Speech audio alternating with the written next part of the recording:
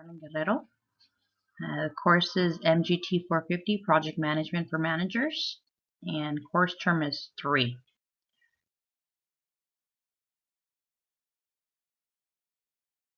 A project's life cycle, strategy, and value consists of 4 stages. The first one is defining the project, planning the project, executing the project, and closing the project. The first step in the life cycle requires one to identify the purpose of the project. Second step is to plan resources, ideas, and people. Then we execute it by doing the work, getting everybody to participate and do hands-on, and of course keep track of the progress everyone is participating in. Last, we finalize the project and recheck the entire process before ending it and closing the project. We got to make sure that everything was planned, was done accordingly to the plan.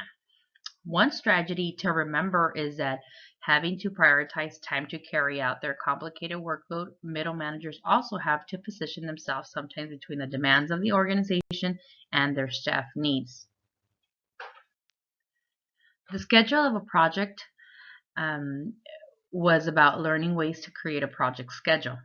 I learned that no matter how big or small your project is, you should always consider creating a schedule, which helps you keep track of deadlines.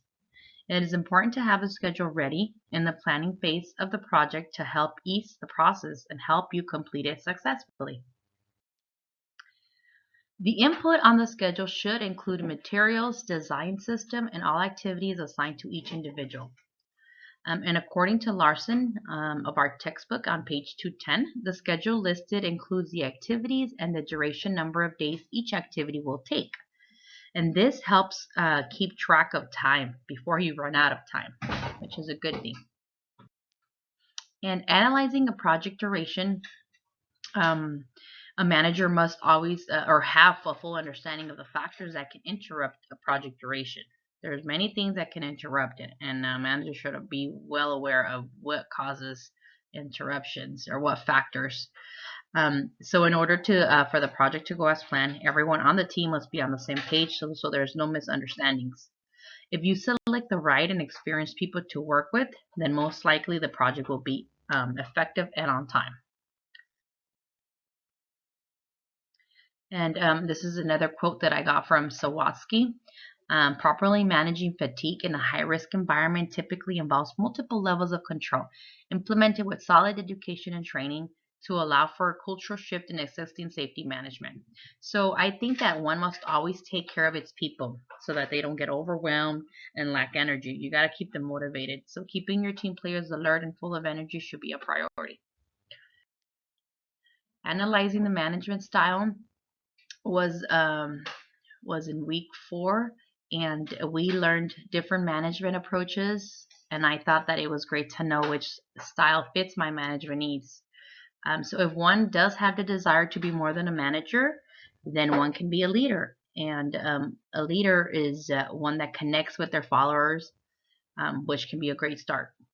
The more a manager interacts with its employees, the more you get to know everyone surrounding you and the project.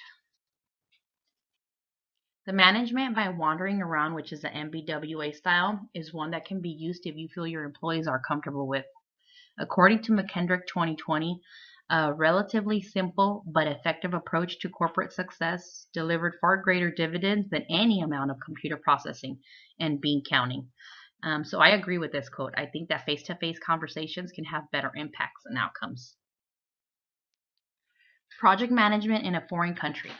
Planning and managing a project in a foreign country can come with many challenges and obstacles, so one must be prepared to overcome them. A tip that I learned during this week was to do research if you know what country you will be sent overseas to. One must also incorporate their speech, their beliefs, sleep patterns, and cultures to fully cope with country changes. A project manager leading an international team needs an international view of the different legal and political environments to successfully navigate unforeseen difficulties or changes. The ability to handle culture and life changes to successfully employ your job duties will be difficult, but I believe it's worth the experience.